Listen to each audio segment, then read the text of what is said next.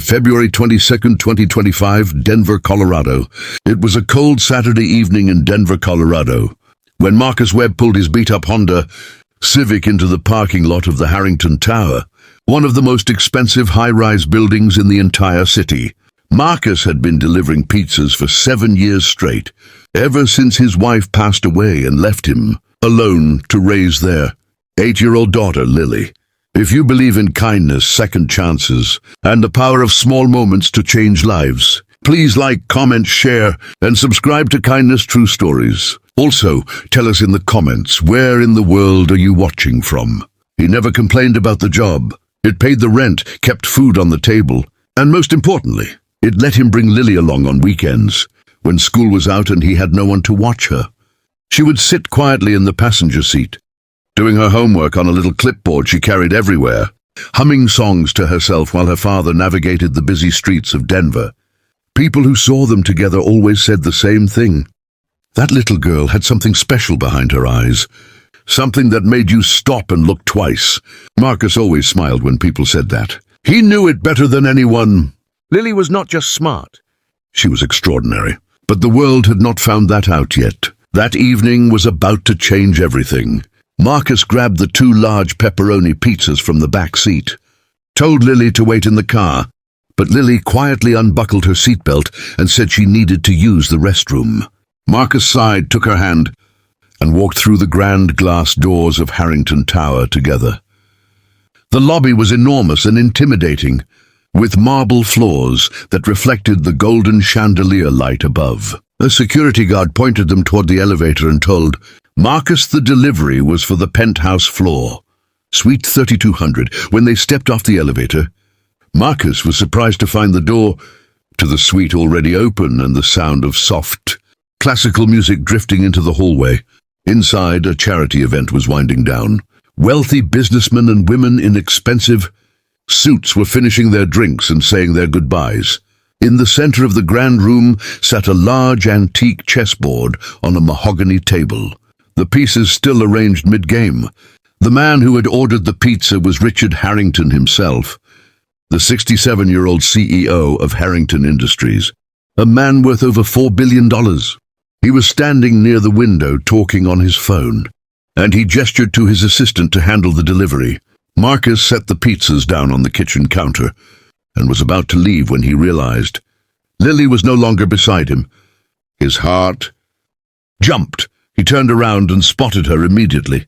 She had walked straight to the chessboard and sat down in one of the chairs, staring at the pieces with her head tilted slightly to the side, the way she always did when she was thinking deeply.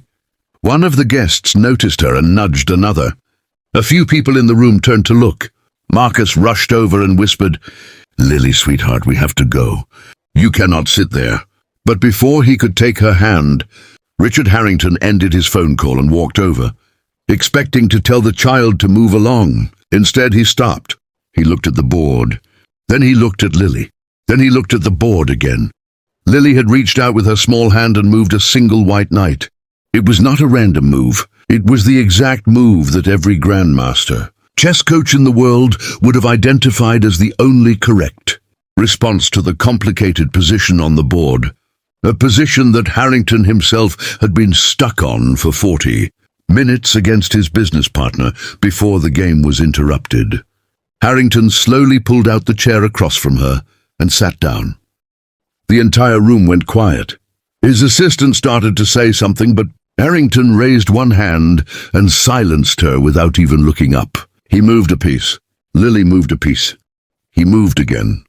She moved again.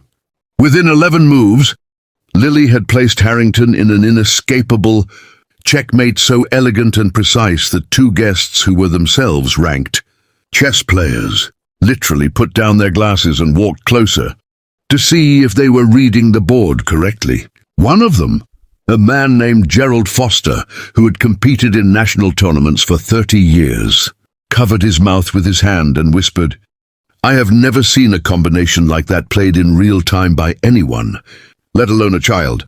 Harrington leaned back in his chair and looked at Lily for a long moment.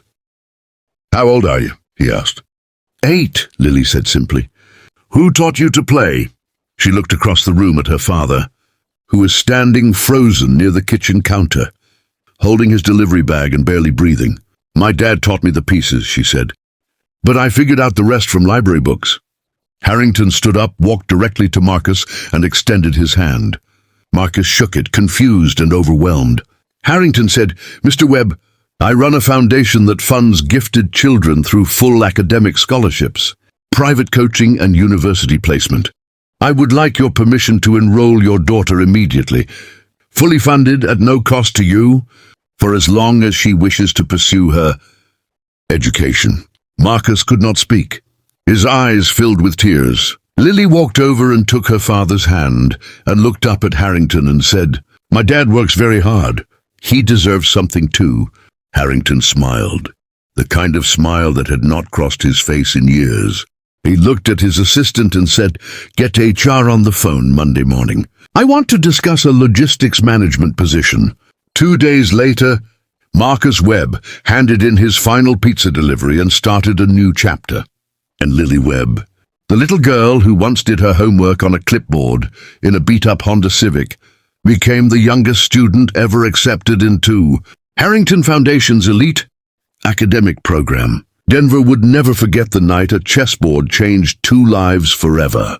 If this story touched your heart, please support Kindness True Stories by giving a like, sharing this story with someone who needs to hear it today, and subscribing to the channel so you never miss a story that reminds you that extraordinary things happen in the most ordinary moments.